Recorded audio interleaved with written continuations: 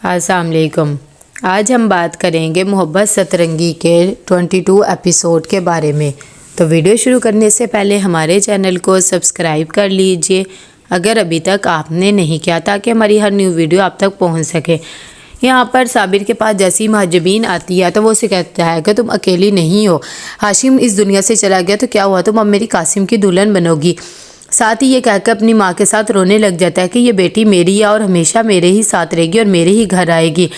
मैं इसे अपनी कासिम की दुल्हन बना लूँगा, इसे अकेला नहीं छोड़ूंगा। ये बात सुनकर महाजबीन हैरान हो जाती है और उसकी कुछ भी समझ में नहीं आता। वो अपनी माँ का मुंह देखती है और फ़ौरन कमरे में जाके रोने लग जाती है और जाके महानूर से कहती है कि भाई सब मेरी कासिम के साथ शादी करने की बात कर रहे हैं, मैं तो ये सोच भी नहीं सकती हूँ।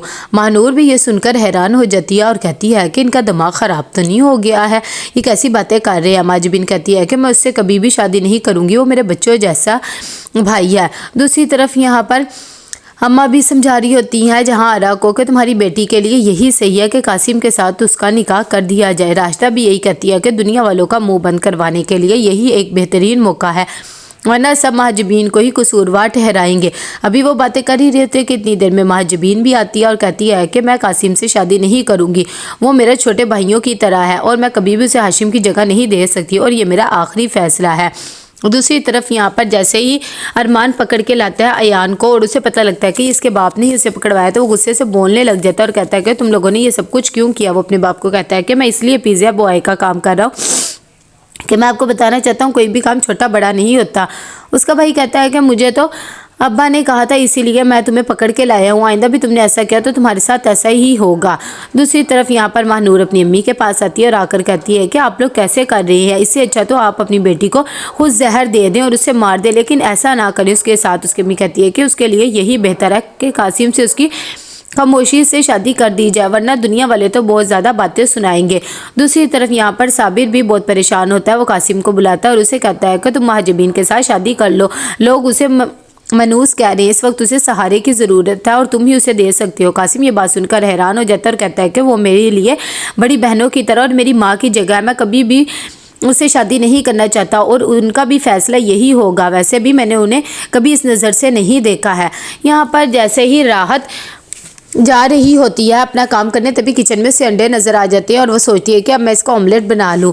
यहाँ पर साबिर भी अपने बेटे की तस्वीर लेकर रो रहा होता है और उसे कहता है कि काश इसकी जगह मैं मर जाता, लेकिन मेरा बेटा आज ज़िंदा होता तो ये सब कुछ ना होता। इतनी देर में जब राहत बाहर टमाटर और प्याज लेने जा रही होती है कि उसकी मुलाकात कासिम से हो जाती है। वो उसे कहती है कि तुम वही हो ना जो फेसबुक पे हो, मैं तुम्हें फॉलो करती हूँ और तुम्हें सारी फिक्स वगैरह को भी लाइक करती हूँ।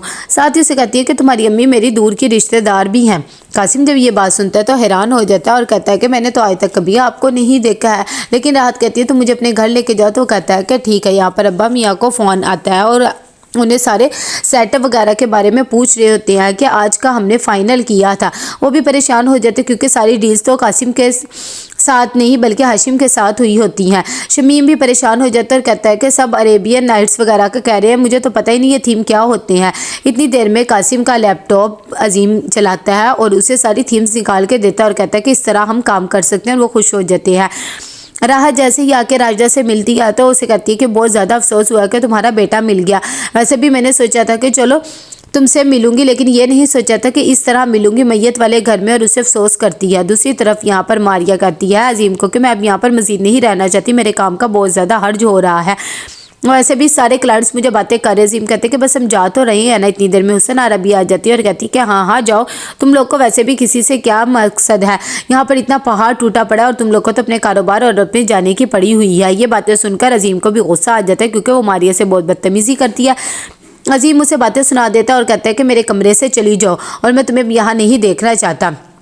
दूसरी तरफ राहत घर आती है और घर आके अपनी बहन को कहती है कि मैं आज शानवेला गई थी, ये वही शानवेला है जहाँ पर मेरी माँ की एंट्री बंद थी, अब बस तुम देखना मैं कैसा करूँगी कि हम वहाँ पर ही जाएंगे। उसकी बहन उल्फत कहती है कि ये क्या बातें कर रही हो, मैं तो कुछ समझ में नहीं आ रहा। वो कहती है कि अब बस उसके किसी बेटे के साथ कोई चक्कर चलाएंगे और वहाँ पर ही तुम्हें फिट करूँगी। यहाँ पर सब बैठे हुए होते हैं, तभी साबिर भी अपने बाप के पास आके बैठता है और कहता है कि ये बीमारी ने तो मेरी जान ही ले ली है।